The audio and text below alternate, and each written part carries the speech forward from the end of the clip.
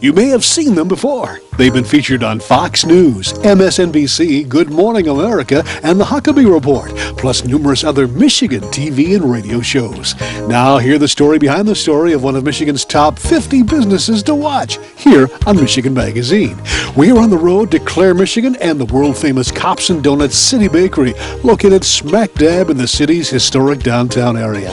What a story it is. The City Bakery has been in business since the 1890s and just recently was in danger of closing for good until 9 officers of the Clare City Police Department literally arrested the closing process and purchased the business to a cheering, supportive citizenry.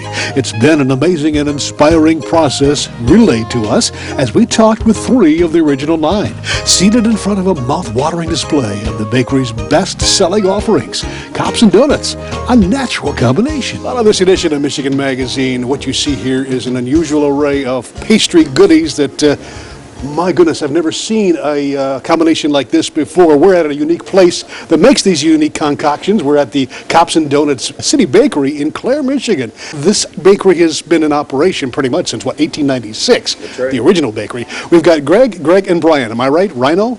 Yep, Rhino is what I go by. It makes it a lot easier. Makes it a lot easier. We've got Greg, and Brian Gregory, so too many Gregs in there. We like I tell you what, it's an amazing thing. But you are all police officers, right? We're full-time cops here in Clare. What a combination, donuts and cops, and it's just something that kind of went in together and formed something that is just taking the country by storm. You're getting a lot of reaction. Who's going to tell me the story behind the story, how this all got together? This is owned and operated, 9 officers? You know, it started, that's been more than 3 years ago now, that we heard that the local bakery here, that had been here for 113 years, was going to close its doors. And we had several other closed storefronts here downtown, and we obviously as police officers here in town, and we all live and work and in this area, and didn't want to see it happen. And we had the opportunity that Rhino had heard that it was going to close, and he basically came up with the idea that, what a great thing it would be if we could purchase the bakery.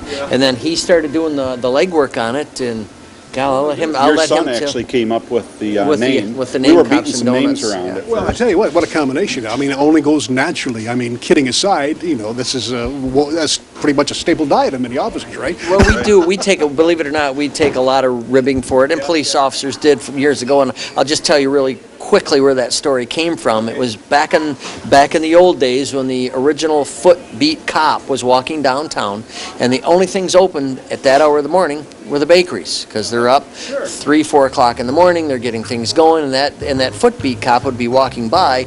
In order to keep the unrulies out, the mob, things like that, they would offer them, please come in, sit down, have a cup of coffee and a donut, because if there's 2 foot-beat coppers sitting inside that bakery, then the unrulies, or whatever they called them back then, were not going to want to come in and sit down because they're there. So they encouraged it, and now unfortunately, or fortunately for us, it stuck. So that's where that's come from. So this is an amazing story for you guys, finding this place was going to be closed, and it was going to be no more a part of the history. It was a foundation business here in Clare. We are the 3rd longest running business in its original location in the main bakery portion. The Clare Hardware beats us out, and Johnston's Elevator. But we're number 3. How do you let a business like that close? If you can pool your resources and save it, you got to try it. So it was a community effort. It really was. We're the face of it. We're the money behind it.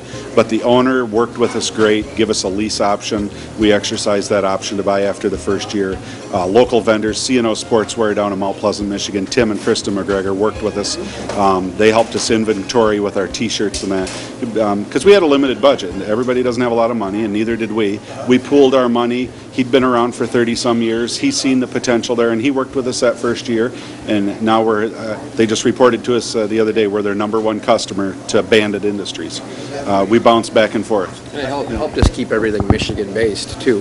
Keep Michigan-based vendors, trying to keep Michigan-based companies thriving in the environment that we got, in today's economy. I have no problem saying this. The guy sitting next to me, Rhino here. I mean, the right move for us as officers when we got together doing this was letting him spearhead it, and and they leave me alone, which it works out well. They trust me. He's done an excellent job. It works well. Well, I can see the fire in your eyes and your eyes too, but I see something in there that you go to bed looking at donuts, thinking promotions, and thinking what's the next step. We've got a bakery. Now we've got, over here, we've got a restaurant, Traffic Stop Diner. And we've got the cop shop. I think a lot of the reason that you see what you see today is because nothing has ever been a bad idea.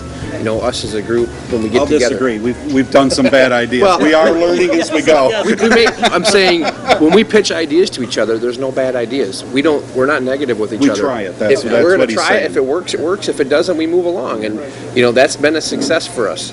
You know, it's been okay. If it breaks, it doesn't work. No problem. We'll move along. We'll try something different, and we keep going. We don't put those hurdles in front of us. Right. So you know, it's been really great. I mean, get 9 guys to sit down and agree to things and try ideas and be open and sit here like we are right now, laughing and joking about it. And the whole thing is and Rhino puts an exclamation point on it every time that he sends an email out.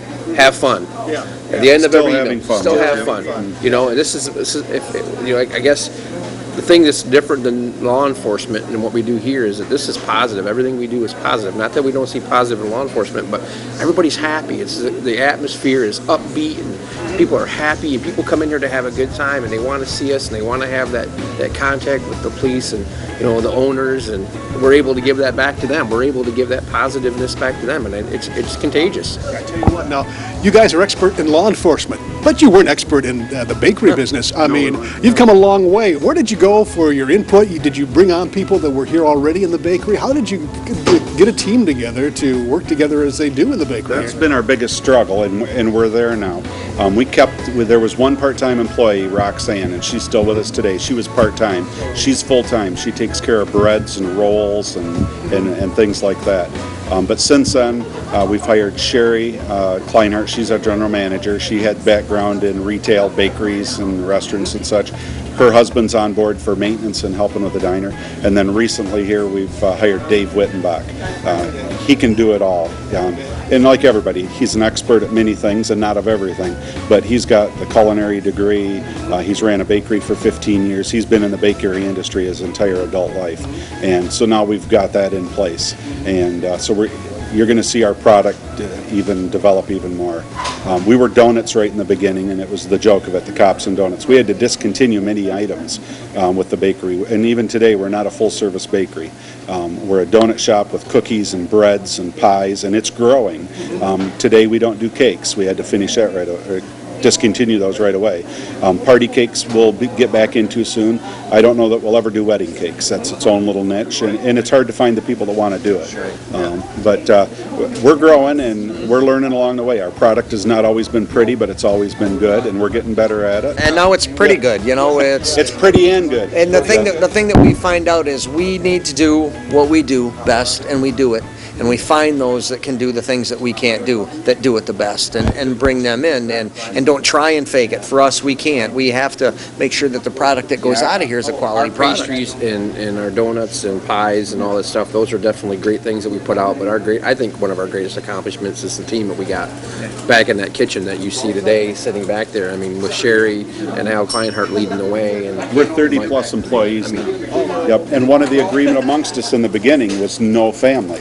There's been talk at different times, and that's one thing I stood firm and said no family. And that just keeps that out of there, and that's why the 9 of us still all work together.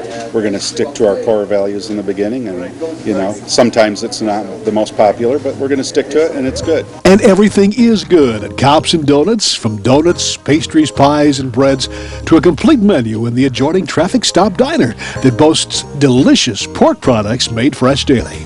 As the word keeps traveling of this dynamic concept, new customers are discovering the slice of Americana in downtown Clare. They even have a robust and growing online mail-order business and a line of coffee that's produced here in Michigan and enjoyed throughout the nation. It's history in the making, with a firm look at the future while keeping the roots in the past. A perfect example of that is their spotlight on the heritage in souvenirs, shirts, mugs, and hats.